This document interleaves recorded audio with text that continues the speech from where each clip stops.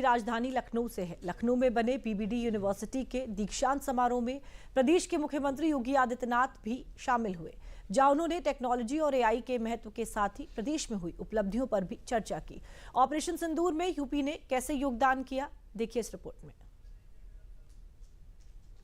Operation सिंदूर में आपने देखा होगा भारत के पराक्रम को, भारत की रक्षा सेनाओं के पराक्रम को, और उस पराक्रम में हमारे सेना के जवानों का साथ, प्रधानमंत्री मोदी जी का मार्गदर्शन और सानिध्य तो था ही।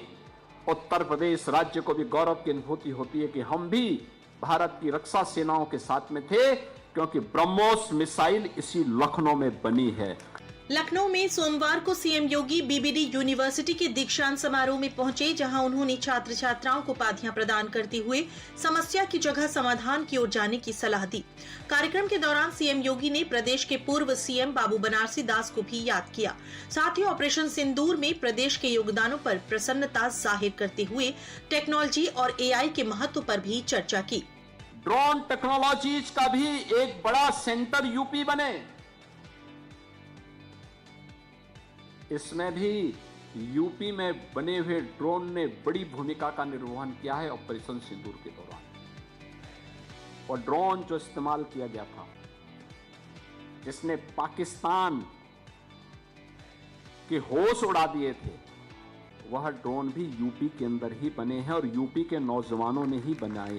तो यही आपके लिए उपयोगी हो सकता है, बहुत उपयोगी हो सकता है, और मुझे लगता है ये आज की आवश्यकता है। लेकिन याद रखना, वह आपके द्वारा ही संचालित हो, आप उसके द्वारा संचालित न हो। हमें इस बात को ध्यान में रखना होगा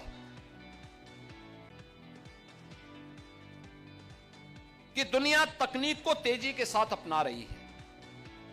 हमें दुनिया से 10 कदम आगे की सोच लेकर के जब हम चलेंगे, तब दुनिया हमारा अनुगमन करने के लिए मजबूर होगी। हम लकीर के फकीर नहीं बन सकते। वहीं सीएम ने कार्यक्रम में कहा, भारत सरकार की जितनी भी स्कीम निकलती हैं, उनमें उत्तर प्रदेश टॉप 3 में है, जो प्रदेश में हुई उन्नति को दर्शाता है। इसी के साथ उन्होंने नेशनल एजुकेशन पॉलिसी 2017 के बाद प्रदेश में हुई उपलब्धियों पर भी चर्चा की। साथ ही यूपी की बदलती तस्वीर के बारे में बताया कि जिस उत्तर प्रदेश के बारे में लोग कहते थे कि उत्तर प्रदेश नहीं सुधर सकता, क्योंकि मुझे एक लंबे समय तक देश की संसद में भी कार्य करने का अवसर प्राप्त हुआ, और मैं अक्सर देखता था भारत सरकार के जब आंकड़े आते थे, उन आंकड़ों में उत्तर प्रदेश का कहीं नाम नहीं होता था। उत्तर प्रदेश बॉटम 5 में रहता था। केवल प्रशासन को और मंत्रियों को यह काम नहीं करना है, याद करना, कोई भी स्कीम तब तक सफल नहीं हो सकती जब तक उसमें जन सहभागिता नहीं होगी। हम जन सहभागिता बढ़ाएं, डायलॉग, पब्लिक के साथ हमारे डायलॉग अच्छे होने चाहिए। परिणाम क्या रहा? आज आप देखते होंगे भारत सरकार की जितनी भी स्कीम निकलती है, उन स्कीम में यूपी टॉप 3 में है, टॉप 3 में।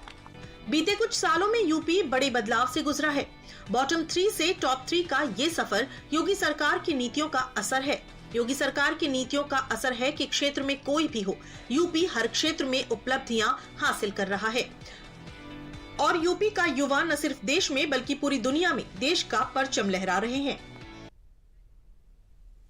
अगली खबर का असर यूपी